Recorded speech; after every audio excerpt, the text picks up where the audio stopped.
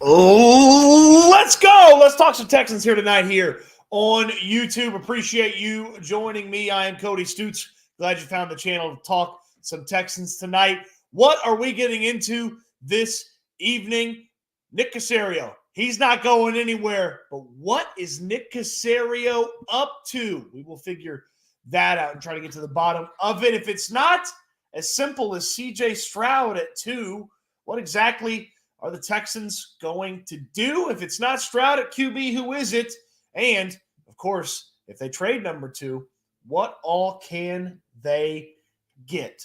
Lots to get to on the show tonight. Having a blast on YouTube. Appreciate you checking in. Appreciate you joining in. The comment section is always live. We got plenty of stuff to get to and plenty of stuff to talk about. We will answer all your questions at the end. Periodically, we'll get some questions throughout the course of the show as well. Super Chats go to the front of the line, and I would appreciate a subscribe. I would appreciate a like.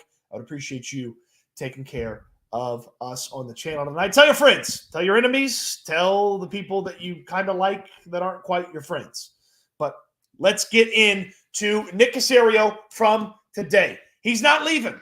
And these rumors were hard to believe and hard to make sense of in the course of the past few days when Nick Caserio was rumored to be headed out, was rumored to maybe not be enjoying the situation here in Houston. And that's where the rumors really had a little bit of legs, is you could see where Nick Caserio might have a little bit of disappointment with where he is. Takes the job thinking he's going to build a team around Deshaun Watson. Deshaun Watson's not here. Okay, you got to trade Deshaun Watson. Can't trade Deshaun Watson because of the lawsuits. Okay, can't trade Deshaun Watson. Can't hire the coach you want initially. Trade Deshaun Watson finally. Can't hire the head coach that you want in the second season.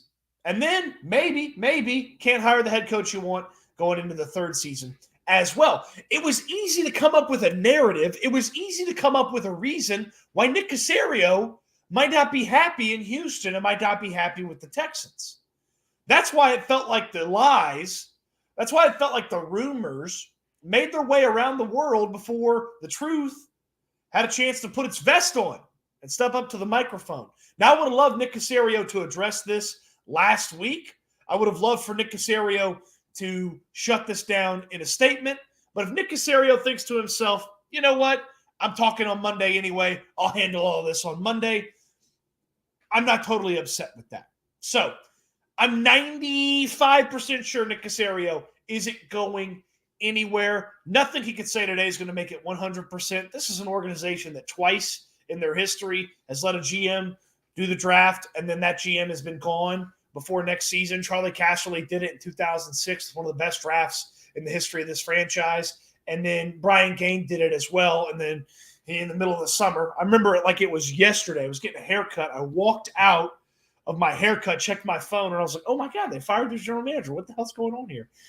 When Bill O'Brien and Jack Easterby stabbed Brian Gaine in the back and got him out of here. So this organization's changed GMs after the draft twice. So I wasn't putting it past them. I hate the rumors. I don't believe them because I don't believe the McNairs are upset with Caserio, and I don't believe Caserio is truly upset with the job.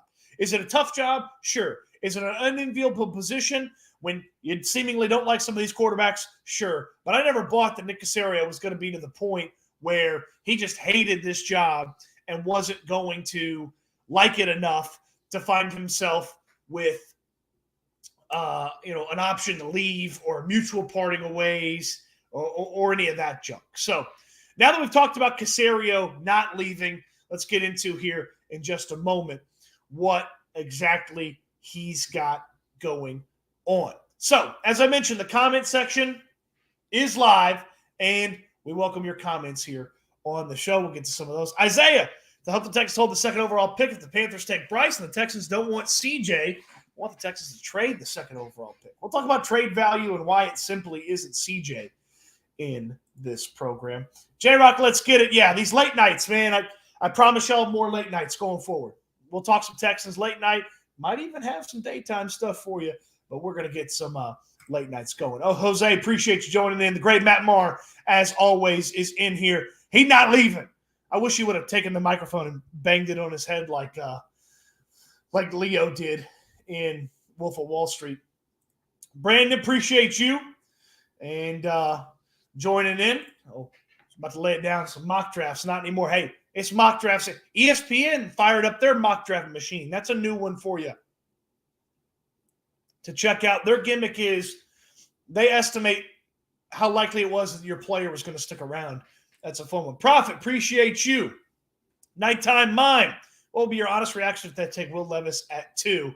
That'll be Nick's job right there. Will Levis will get somebody fired. He'll get somebody an extension. My honest reaction is going to be that I don't like the selection. I understand why they might make it. We'll talk about Levis here in just a little while. Nick is just uncomfortable with us not having as much influence. I still believe he's got total control over this thing. I really do. I really do. I believe him and CJ are on the same page, and I believe they've got the total lockstep going forward. So let's talk a little bit about what exactly is going on here. So Nick Caserio is not going anywhere. He's not leaving, but what is he doing? I could fully believe that Nick Caserio is not in love with any quarterback besides Bryce Young. I can fully believe that. I don't understand if he's that disenchanted with all these other quarterbacks, why the Texans aren't picking number 1. We know they talked to the Chicago Bears, and the reports are that the Texans are the ones that tanked the trade for the Bears that had them going 1-2 and 2-9. So why were the Texans ultimately uncomfortable with the number 1 overall pick and trading for it? It had to simply be the price. The price was too expensive for the Houston Texans. And with the price being too expensive, Nick Caserio is stuck at 2. Well, at 2, if you don't love any of these quarterbacks, if you are listening to trades, it becomes a very weird, a very unique, and very different situation for Caserio than just sticking and picking a guy that you love. Like, I get it. There's not 2 dudes that are just amazing in this draft. There's not a Goff and a Wentz. There's just a Goff. There's just one guy that's really good, and there's not a Wentz. So it kind of shakes out similar to, hey, I don't even want to say it's a Lawrence because that's not what Bryce Young is, but there's clearly one guy and a separation and then everybody else. And 2 through 4 is a lot more bunched than we believed it to be.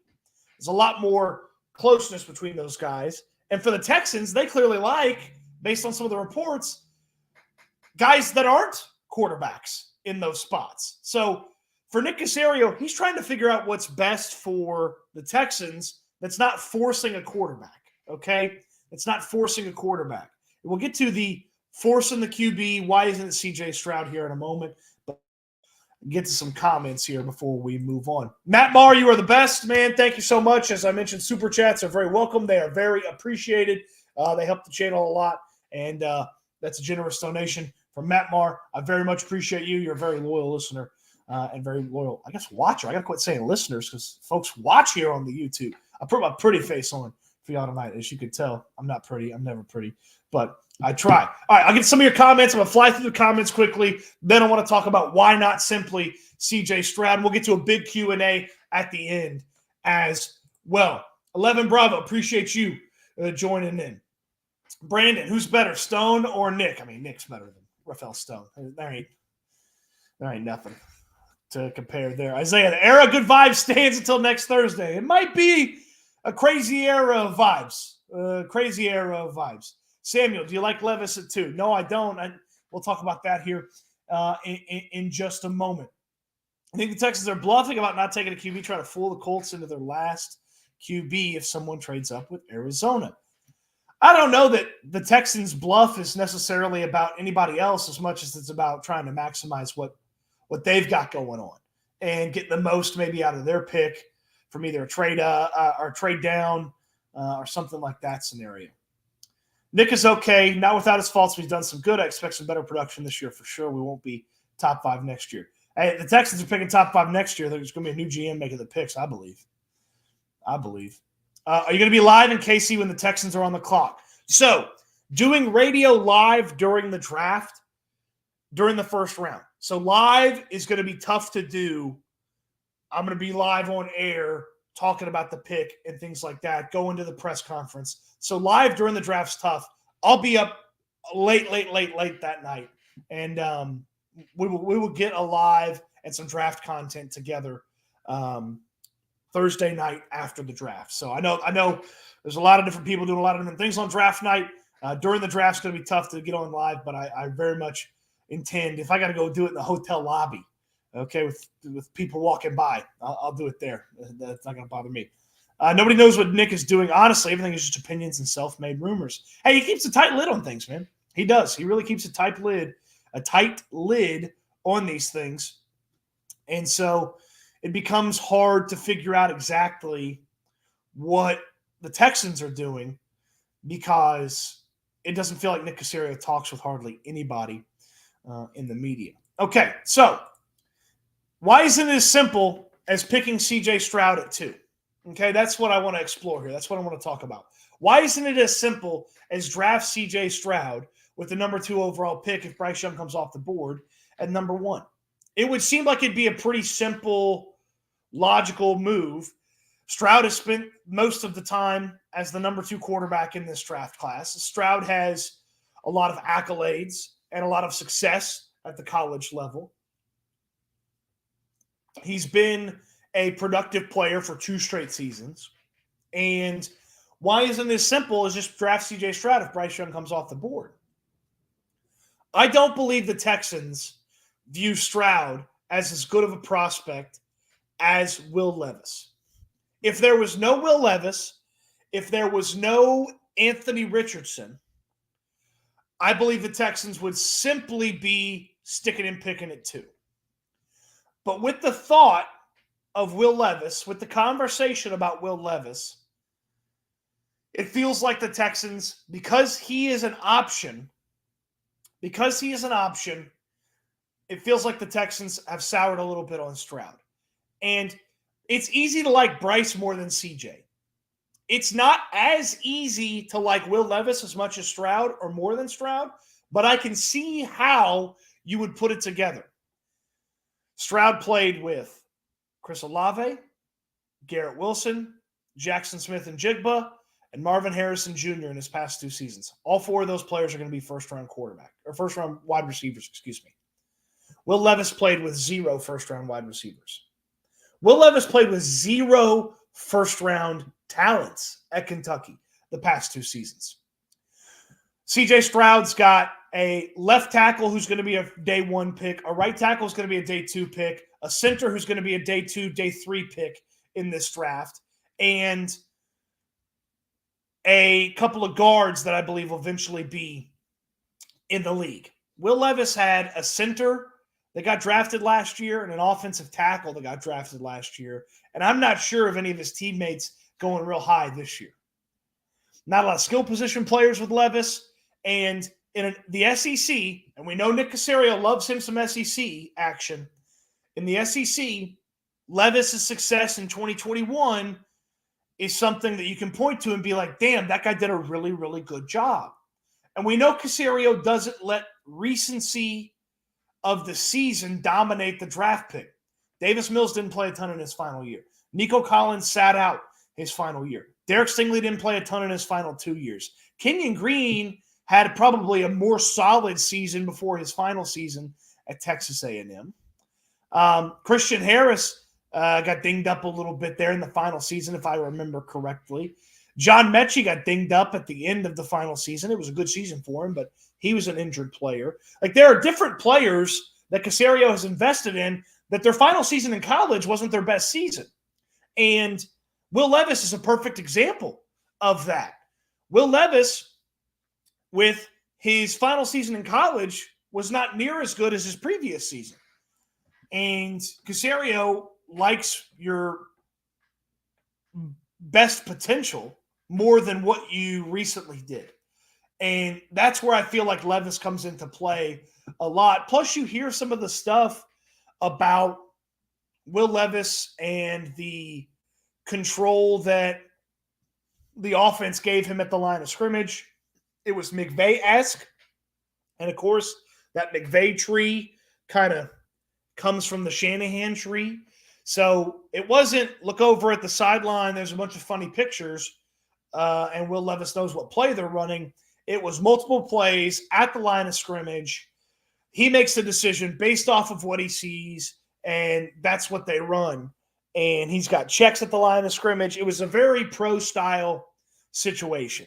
And you think about what Shanahan runs, you think about where McVay split off of the Shanahan tree, and that's where I feel like you wrap it all up. And Will Levis is kind of the guy here for the Texans instead of CJ Stroud. So that's why I believe it's not as simple as just take CJ Stroud, because the team likes Will Levis. So there's things to like about Will Levis. There's elements of his game that is a positive. The guy's got an incredibly clean off-the-field track record. And Todd McShay talked about this before the season was over last year. He's going to have one of the cleanest off-the-field profiles of any quarterback that McShay has talked about in recent years. And in addition to that, he's a gym rat. He's always learning. He's always trying to get better. There's stuff to like about Will Levis. You put on 2022, and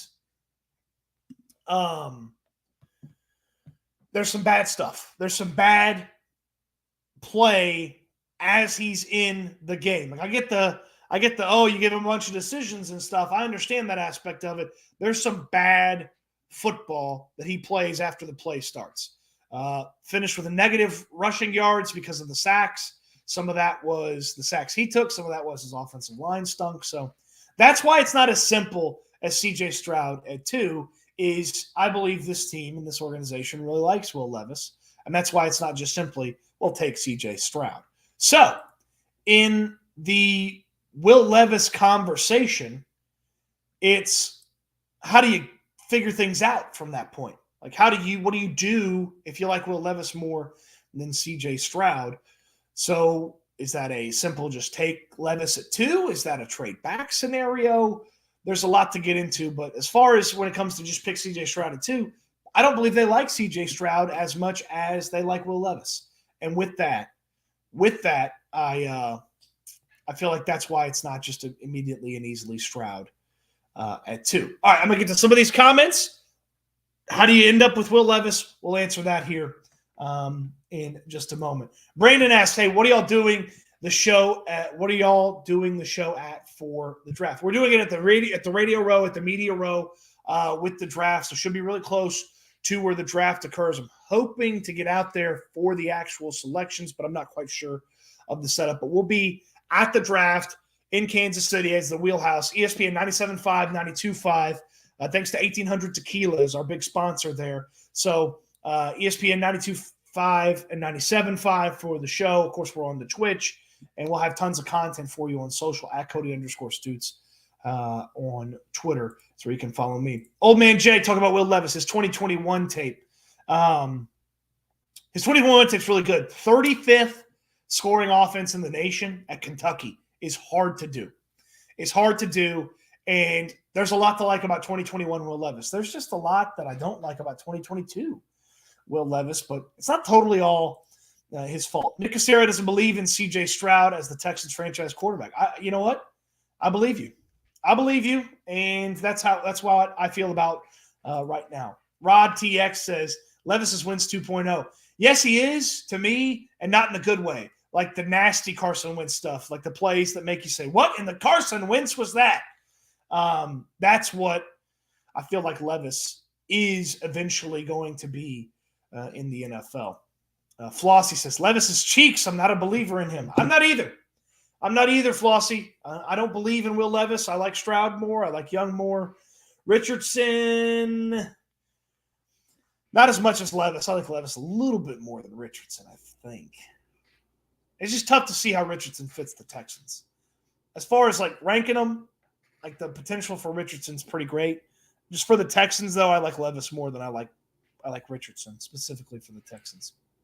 What does making you think they value Levis over Stroud and AR? We talked a little bit about that, just the SEC success. You don't have to be successful in the most recent season. Caserio hasn't valued that as much in his draft pick. So we trade down for Levis. We'll get to that here in just a second. Matt Maher, probably just taking him at 2. Don't think it's out of the question.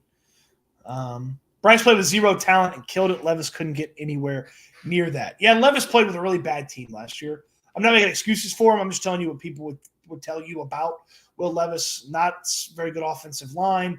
Skill position players weren't very good. Tough year for Levis. And then he, when there was some moments, he didn't perform great. Levis will be fine. I don't get the outrage. Matthew Stafford at Georgia. He's our guy. Yarden, if he turns into Stafford, I'll take it. If he turns into Matt Stafford, sign me up. Sign me up. If he's Stafford, I'll do that. I don't quite see it from a arm talent standpoint necessarily, and just a calmness in the pocket standpoint.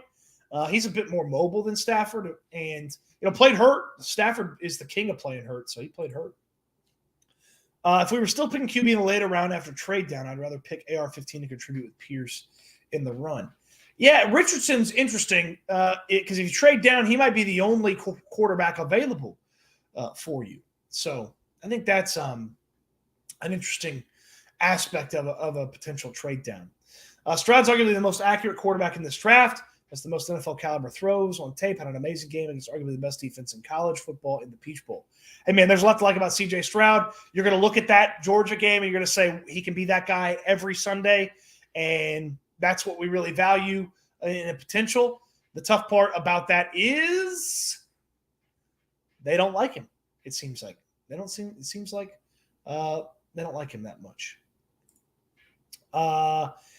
Okay, so this is one of the fun Will Levis things. He started at Penn State, and it's not great that Sean Clifford is the guy that kept you from playing at Penn State, but at the same time, guys will move to play now, so I don't hold transfers against them. So it's really, Levis is a very unique off the field profile. Real clean, workout freak. People kind of worry about the workout stuff from a Tebow standpoint. Like Tebow worked out too much and had trouble throwing the ball, so people worry about that sometimes with Levis. He's also a patter. I don't know if you guys ever see this. Levis is kind of a patter before he makes a play on the run, so it slows down some of the quickness at which he can get the ball out. But it's just a very small thing. You can coach that out of a guy.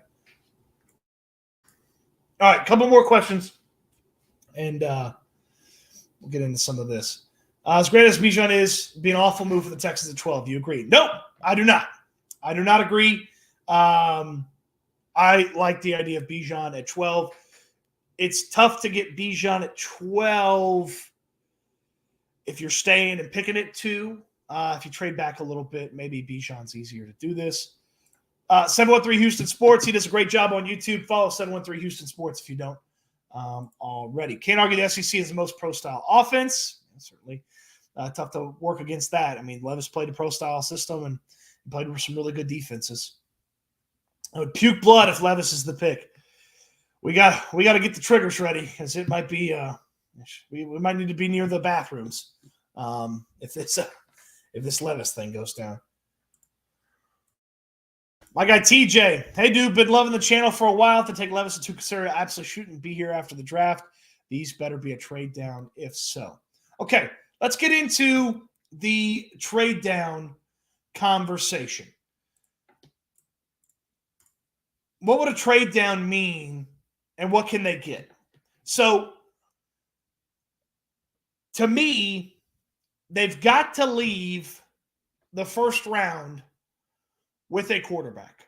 And not just a quarterback, one of the top 4 quarterbacks. So Young, Stroud, Levis, Richardson. They've got to leave the first round with a quarterback. Now, obviously, if Bryce Young is there at 2, all this is very moot. They're drafting Bryce Young at number 2. As my guy Brown Chubby Bear says, call me crazy, I still think Carolina drafts C.J. Stroud. I do too. I have a video up on the channel talking about the evidence that shows why they're still taking C.J. Stroud in Carolina. So I still believe this. So it's real simple here. You do the flow chart. Bryce Young's there too, you pick Bryce Young. If Bryce Young's not there, that's when all hell kind of breaks loose. Because you still need to end up with a QB, and you need to figure out what you're getting if somebody's coming up for that number 2 pick. So what can you get for moving down from 2? I would think it'd be very difficult to see how you're getting a future first in many of these scenarios. Now, obviously, the Tennessee Titans call you, you're probably getting 2 future firsts from them, and they're going from 11 to 2, and then you got 11 and 12, and you got a future first in 2 seasons. So what exactly are you getting if you're moving back? Well, you got to look at who your potential trade partners are. So a trade partner has to reasonably be interested in the quarterback, and they can't be too far back if you're still trying to also get a quarterback, or you're trying to get one of those big-time defenders. So your first real trade partner that you have to ask yourself if you're okay making this trade is the Indianapolis Colts at 4. Are you okay trading with the Indianapolis Colts and giving them their franchise quarterback? Because if you are, there's your first move. And then you still get a shot at a quarterback, no questions asked, or you get one of the 2 elite defenders at the top of this draft, one of the 2 elite defensive linemen. I say defensive linemen, I actually mean edge rushers. So Tyree Wilson at Texas Tech or Will Anderson at Alabama. So trading with the Colts, that's your first suitable trade partner. Because 4-2, you make them sweeten the deal a little bit. Okay, I don't know you're getting a future first, but you get a couple of seconds out of them, and they give you a little sweetener. You move down 2 spots, and they get a quarterback who the Texans don't believe is any good.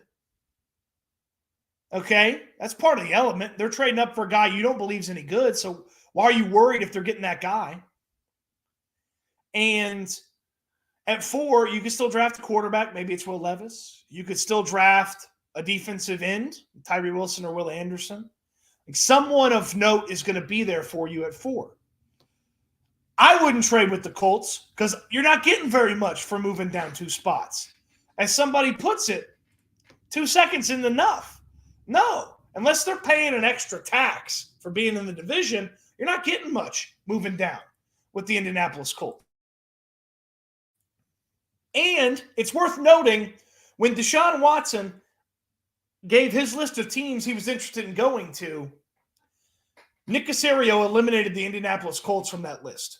The Texans did not want to discuss a Deshaun Watson trade with the Indianapolis Colts. Well, if you wouldn't trade them Deshaun Watson for 3 firsts and whatever else, you wouldn't trade them an opportunity to go get their franchise quarterback. So the Colts are out. Who's your next partner? So you can't go to 4. Who's your next partner? Well, your next partner is the Seattle Seahawks. Now you're saying to yourself, well, hold on, Cody. The Seahawks? What are the Seahawks what are they giving you? Well, they're giving you 5. And you can have some sort of conversation about 20. But 5 and 20 is not going to be the price to move up to 2. The Seahawks wouldn't do that. But are you okay with 5 and 20 for, say, 2 and 33? Because that'd be pretty impressive. That'd be a real nice haul. You know, you're putting a little bit of value over on their side, but 3 first-round picks, 3 in the top 20, that's pretty good. That's pretty good. Now, does Seattle want to give up that extra first-rounder? Probably not. I feel like Seattle's going to go half and half. I would go with a player to help now at 5 if I was Seattle, and a player to help in the future at 20. So that's where them getting a quarterback is a little tough. I don't know how to say your name, so I apologize. But Maurka?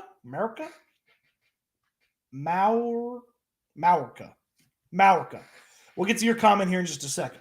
So I don't see them really going up. They got Geno for a year or two if they want him. Same with the Lions. I don't see them truly going up because they got Goff, and they could use both those picks to help them now and maybe win the division.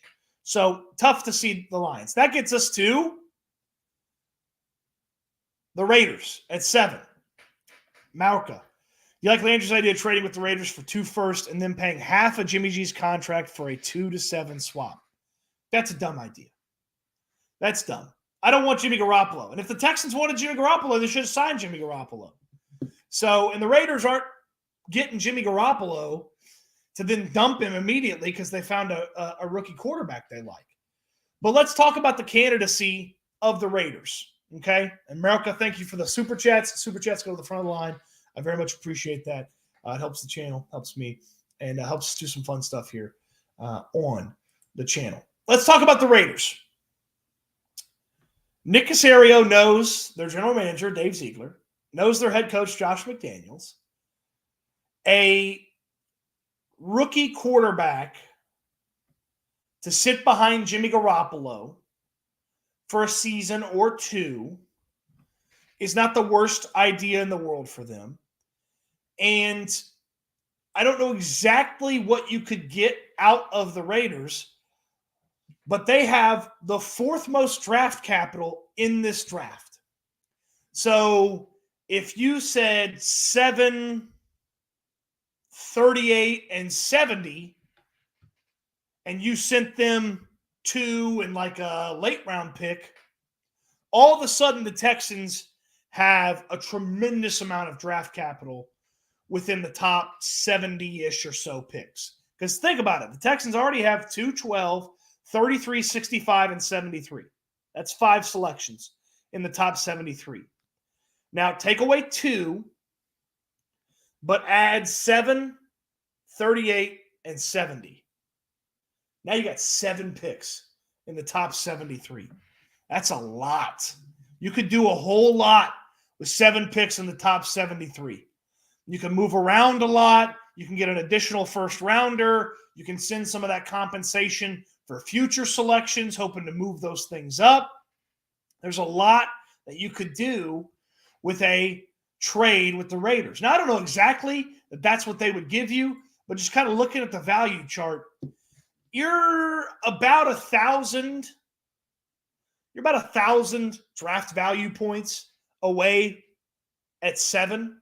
You know, the Texans' number 2 picks worth $2,600. The Raiders' pick is worth $1,500. So you need to add in about $1,000 worth of, or $1,000 points worth of value. That's where the Raiders picking 2 and the Raiders picking 3 would do them really well in getting close to that value. I don't know that you can get a next year's first in a trade with the Raiders. If you can, that's what I would do if I was the Texans and I wasn't in love with C.J. Stroud. I would move from 3 to about 7, and that's roughly where I'm the most comfortable moving. And here's why 7 is kind of that sweet spot. Okay? 1's a QB, 2's a QB, because you're trading 2 for a QB. At that point, I got a hunch Arizona's probably staying put. It may be tough for them to find a trade partner. So let's pretend Arizona takes a defensive lineman. Let's say Will Anderson. All right, so QB, Will Anderson. 4 is going to be a QB. That's Richardson. Okay? 5's a defensive lineman. Let's say Jalen Carter. 6 is a corner because the Lions need a corner. And then you're sitting there at 7, you got Tyree Wilson. Or you got Will Levis. So there's a player there, or pretend the Colts take Will Levis. You got Tyree Wilson or Anthony Richardson. So you got an elite defender that we know the Texans like. Lance Erlentz talked about how he believes Tyree Wilson's ahead of Will Anderson for some teams, and I would think the Texans are one of those teams. Peter King talked about it as well in Football Morning in America today. And you have a quarterback option if you want to go that way. And with all the capital that the Raiders have given you, maybe it's a future first, maybe it's their second and their third, yada, yada. If you want to go 12-8 with the Falcons or 12-9 with the Bears to get another one of those players, it becomes pretty easy to see how you could end up with your quarterback of the future and a defensive lineman in the top 10. So you're moving around a little bit. It's not the easiest path to a quarterback, but 7 is the lowest I'm comfortable trading unless somebody's blowing you away with multiple future firsts. And I just don't know that you're going to get multiple future firsts from Atlanta. Chicago's not moving up. Philly's not moving up. And then you don't want to trade with Tennessee. So then it gets into a weird spot of like, New England, are they giving you future firsts? Probably not. Then the Commanders show up. They're not doing that because they got new ownership. So it becomes really hard to see where you're making the trade happen below 7. So future first, you don't like CJ Stroud. Okay, cool. Make it happen. But you're in a pickle if you can't figure out one of these quarterbacks, because if you trade out of 2, that's a QB. So 2 QBs off the board. The Colts are taking 1. That's 3 QBs off the board. And you'd have to hope they're at 7 that you're getting that 4th quarterback. Because I very much believe you've got to get a quarterback, and one of the top 4 quarterbacks at that in this draft. So, all right. Let's get to your questions. It's Q&A time. I'm going to catch up on some of these questions, fire through some of them, but keep sending in the Q&As here. I'm going to try to catch up as fast as I can. All right. Has to be a future first to move down. Ideally, yes, 3 first-round picks in next year's draft gives you a ton of ammunition for moving around or just picking 3 really good players. Do you still believe Stroud goes number 1? Yes, the video that I put on the YouTube channel detailing why I believe the Panthers are still in on number 1. They're still in on Stroud with the number 1 pick. I think that's my best evidence to the point of why the Panthers are still going Stroud at number 1. I love Tyree, but if you're going for a Von Miller type, Nolan Smith can be had. Before the combine, we could have got him at 33.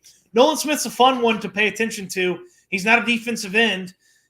He's a pass rusher / outside linebacker / freak. So I'm not sure exactly where he makes his move in the draft, but somebody's getting a hell of a player with Nolan Smith. Highest pressure percentage in college, and pressure percentage is the greatest predictor of success in the NFL from a pass rusher standpoint. Cannot trade in the division. The only team be the Raiders in the top 10. You get pick 7, 2023 second, 2024 first. I would do this trade. I'm happy to do this trade if I'm the Texans and I'm not in love with CJ Stroud. I agree, 5 to 8 best trade partners. Yeah, those are the sweet spots because you're not going to trade with the Colts. If the Colts offer 2 firsts, they have a deal plus at least a 3. So 2 firsts in addition to their current first. So you're getting 4 and 2 future firsts. Yeah, you got to do that, even if it's in the division. You show up you build a team that's better than their guy. Imagine if the Texans don't take a QB at 2, Colts end up with Stroud, and Titans end up with AR or Levis. Texans going to Texan. That would suck because then the Texans don't have a quarterback, and I don't know what they're doing at QB. Because Watson was the top QB when the Colts was on the list. That's why Texans shot that down. These QBs might be top 15 in their career. That's my point about trading with the Colts is if you feel like the guy sucks, why do you care if the Colts get him? Like if you feel like he's not any good, why are you worried about the Colts getting him? Raiders and Falcons might be the best option for a trade. The Falcons are sneaky because Arthur Blank might wake up one day and be like, I want a franchise quarterback. Like that, he might wake up one day and decide that they need a franchise QB, and if so, bing bang boom, they're making it. They're making a trade. Arthur Blank's old. Founded Home Depot, by the way. Fun story about Arthur Blank. I think it used to be called Homer's. And that's called the Home Depot. Arthur Blank. That's how he made his money. Raiders seem to be everybody's favorite trade target down with us. Yeah, but Caserio knows the guys. Caserio knows those guys. He knows how they think, and he might be most comfortable making a trade with him. Watch us trade down for AR and blow everyone away. One of the top 4. One of the top 4 by the time the first round ends. That's what I desire. Even if it's Anthony Richardson. I don't believe in him. I don't feel like he's right for the Texans, but want to take that swing? Take that swing.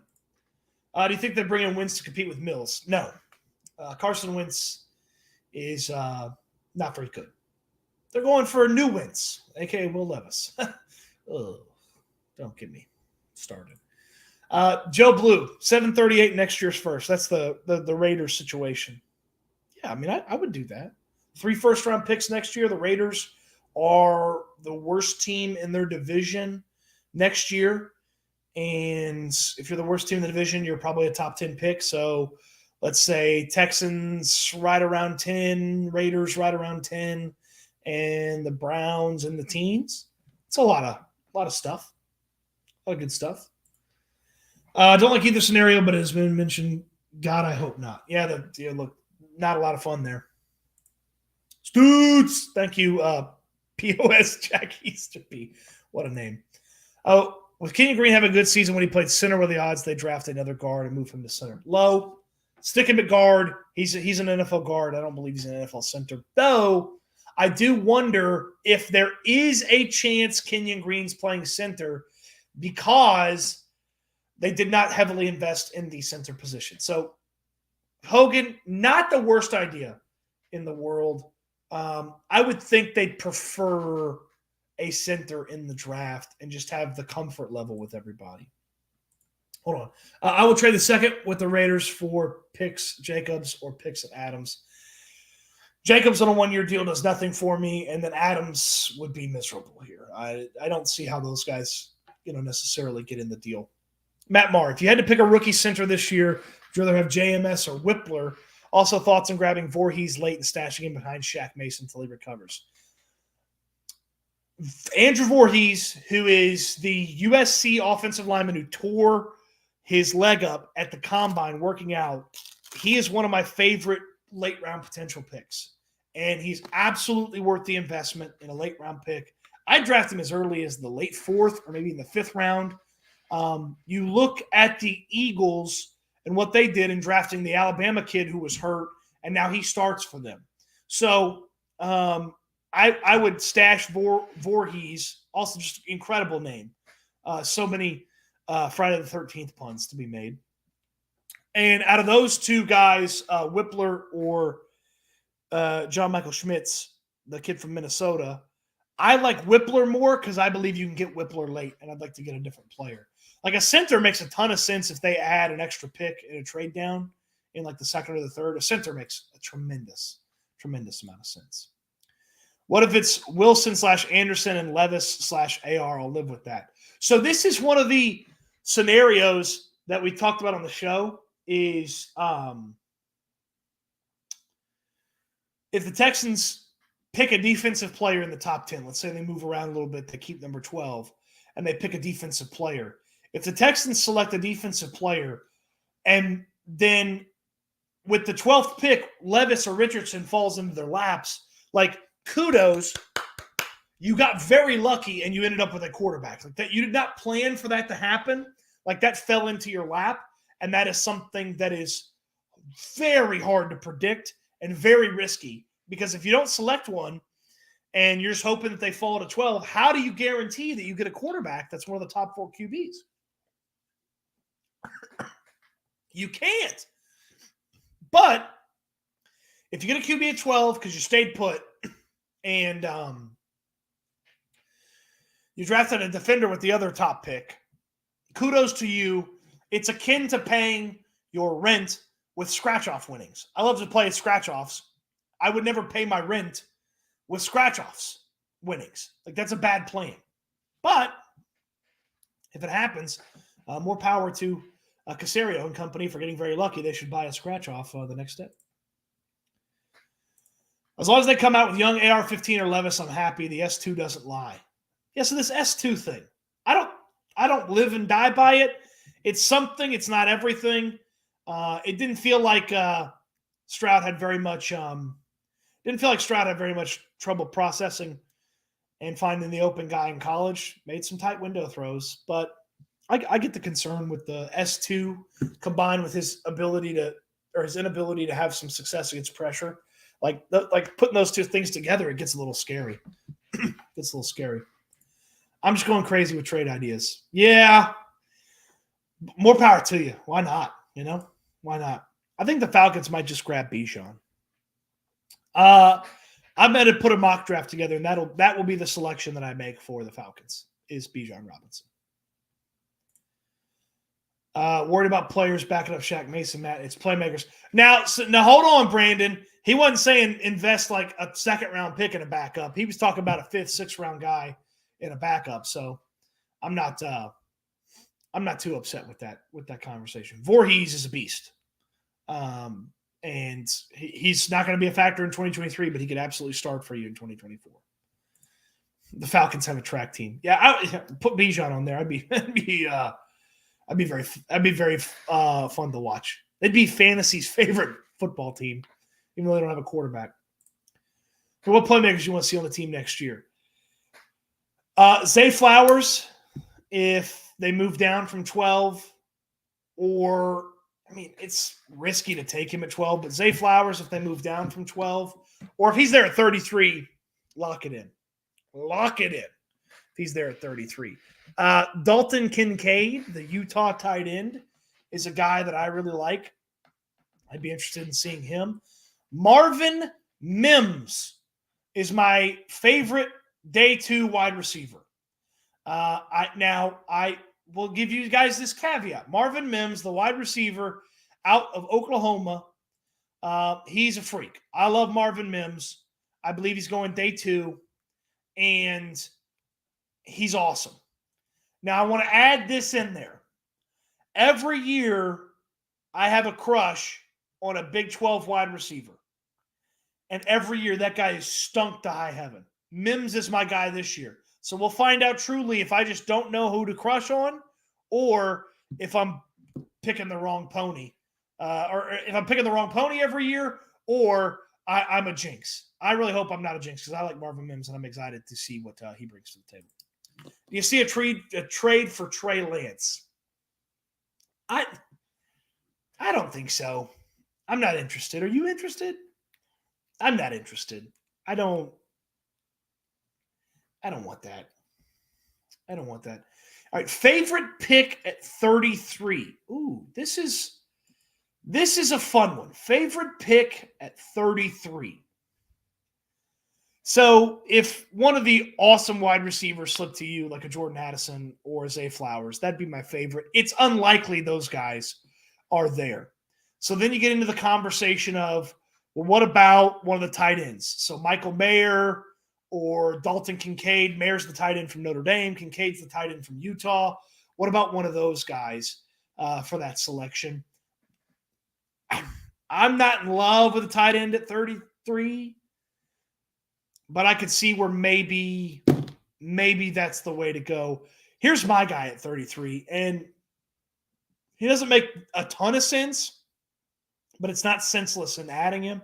And that's Drew Sanders, the linebacker from Arkansas. That's my guy. I like Drew Sanders. My cohort, Lance Zerline, who does the draft write-ups for NFL.com, he's got Sanders as the top 10 guy in this year's draft from draft rating. So Drew Sanders, the linebacker from Arkansas, that's my dude. So 33, that's who I want him to take. He's got inside, outside linebacker versatility. A little iffy against the run, but he can rush the passer, and he's a freak athlete. So that's my guy at 33. Isaiah Lemons says, I want UH wide receiver in the third. Tank Dell. They've met with Tank Dell a bunch of times. So Tank Dell has talked with the Texans a bunch. I'll be intrigued to see if they end up with Tank Dell, the wide receiver out of UH. Tank's the nickname, Nathaniel Dell, which is what they'll announce. But Tank. His friends call him Tank. I'm going to call him Tank. Important, but so are the trenches. The never most attractive picks. What they mean doesn't mean they aren't important. Yeah, the trenches versus the playmakers is always a fun conversation. They should be better in the trenches, and they shouldn't have to invest too heavily in the trenches this year. But you do want to have a nice succession plan for some of these spots. Darnell Washington or Jahmyr Gibbs at 33. So Darnell Washington, the tight end from Georgia, looks like a 10th grader playing with junior high kids when he's on the field. And absolute freak of an athlete, huge guy, gives the Texans that blocking / receiving tight end. I'd be interested in him. And Jahmyr Gibbs at 33. I don't believe running back is as much of a priority as it was going to be now that they added Singletary.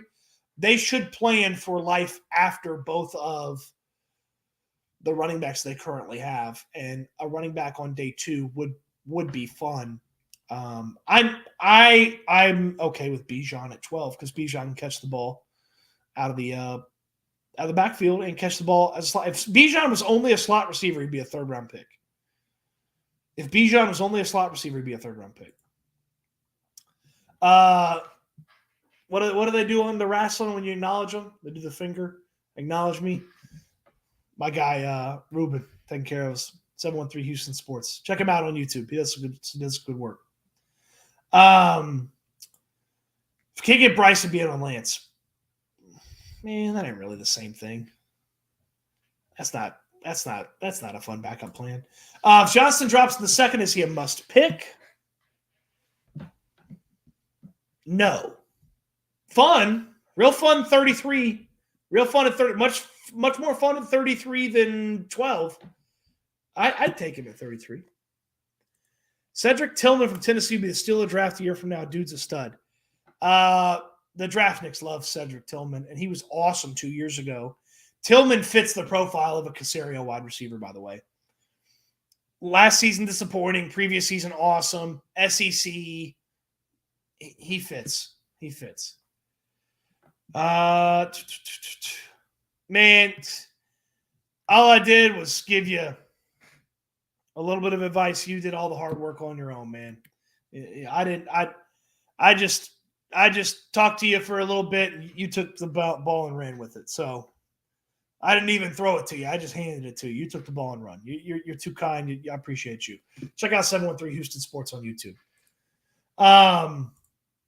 My guy Julian, Cody, man, hello from Del Rio, Texas. Just got off work and happy to be joining the live. My man, you work long hours. You work hard, man. You work long hours and you work hard. And appreciate you tuning in, and appreciate everybody joining in on the live. Why pay a record left tackle contract and not get the franchise QB? Great question. Great question. I don't have a answer to. I'm not fond at Quentin Johnston, the wide receiver out of TCU. I certainly wouldn't take him at 12, but at 33, he might be worth the investment. What's up with Dell from UH? Seen him get some love. Texans talked to him a bunch.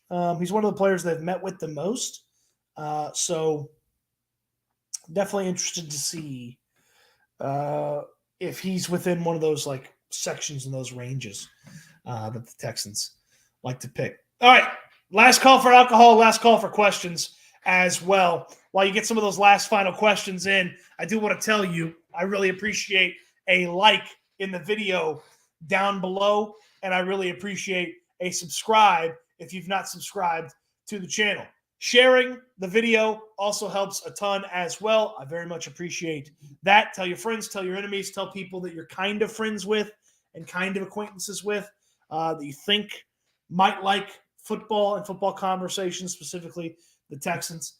And I appreciate everybody tuning in to the show as well. The Wheelhouse, Monday through Friday, 3 p.m. to 7 p.m. on ESPN 97.5 and 92.5 on your car radio. We have our own app, the ESPN 97.5 app, that you can listen there. We're also on Twitch, and you can catch some of the highlights from the show here on YouTube on the channel. So I very much appreciate that as well. The Twitter account at Cody_Stutes on Twitter. We get into a lot of fun discussion there as well. And of course, this channel is a fun way to get into it as well. Few more. Why not D-Hop? I don't believe Hopkins really wants to be in Houston. I don't know that the Texans really want Hopkins. If he wanted to show up for a lot less money than what he makes now, I'd have the conversation. I would believe that DeAndre Hopkins wants bigger money and a chance to win. That's why I say not D-Hop. Jeremy, Jake Haener, second-round pick. Better get in before San Fran drafts him. I think that's going to be the curveball that buckles our knees. We're sitting dead red waiting on a fastball that ain't coming. They draft Haener in the second. Lose all faith in this organization. He is not a second-round pick. He is not a second-round pick. I like Haener, but he ain't a second-round pick. Get out. Flossie, appreciate you, man. You've been very interactive in the chat today. Appreciate you. Brandon, Gary Kubiak will join Landris. The question is, will Gary eventually join as an advisor or maybe a higher role for his home squad? We asked Kubiak this on the show when he joined us a couple of, I think it was about a couple months ago. Kubiak's response was, I got too much grass to mow. So I don't believe Gary's getting back into the NFL. If he still wanted to be in the NFL, he'd already be back in the NFL. So I think Kubes is probably calling it a day here on the NFL career. He's got the kids to watch too. I mean, he's got to travel around and watch those kids and watch all their games and stuff like that. Curious how Houston will react if draft night Texans trade second pick to Ravens for Lamar Jackson. The Lamar Jackson scenario is still out there. It's hard to envision how it works. It's not the easiest thing to make happen, but if you told me they're not using the number 2 pick on a quarterback because they're getting Lamar Jackson, like, where do I sign? I'll sign right now. All right. That will do it for us. Appreciate y'all joining the show tonight. Talking Texans. Great stuff in the comments. Appreciate everybody watching. There's lots of good videos. I've got all the 2023 draft videos in a playlist. So anything that talks about the 2023 draft, it's in a playlist here on the channel. So it's easy to go through. And again, a like, a subscribe, that helps the channel a lot. Very much appreciate everybody here joining in on the show. And I'll do one more. Brandon means 12 instead of 13. Here's my beauty. Here's my ideal. Bryce Young, Bijan, and Miles Murphy at 33. That is near impossible to have happen, but that's my dream. 212 and 33. So again, thank you everybody for watching. Thank you everybody for interacting. You guys with the super chats are oh so generous. We're gonna have some fun stuff here on the channel. I'm getting some better graphics and all that kind of stuff. We've got some people that want to invest in the channel that we're talking to, trying to put some of that stuff together. And still working on those stickers. You'd be surprised how hard the stickers are, but I think that's just simply going to be, hey, you guys send me an email and I'll just mail you guys some stickers. I don't think we're gonna sell a whole bunch of those. Ain't trying to sell a bunch of stickers. Y'all are too generous on the super chats already, but we'll try to figure out the sticker situation and get that squared away. Matt Marr knows how we finish this up. Every time we finish the show, we finish it up the same way. We want y'all to. Is it this order? Do I usually go sleep good, eat good, be good? I think I go eat good, sleep good, be good. Hold on now. Now you got me questioning my own catchphrase. That's how you know I haven't done the lives recent enough. Okay? The lives are going to be coming. The lives are going to be coming in a better, consistent manner. We'll even do some stuff during the day. It's eat good, then sleep good, Matt Moore. I'm trying to remember it. But the message stays the same. Again, thank you all so much. And as we finish all the time, eat good, sleep good, be good. And we will talk to you again very, very soon here on the channel. Thank you so much. Have a fantastic evening, fantastic morning, fantastic day. If you're watching this the next day, appreciate you as always.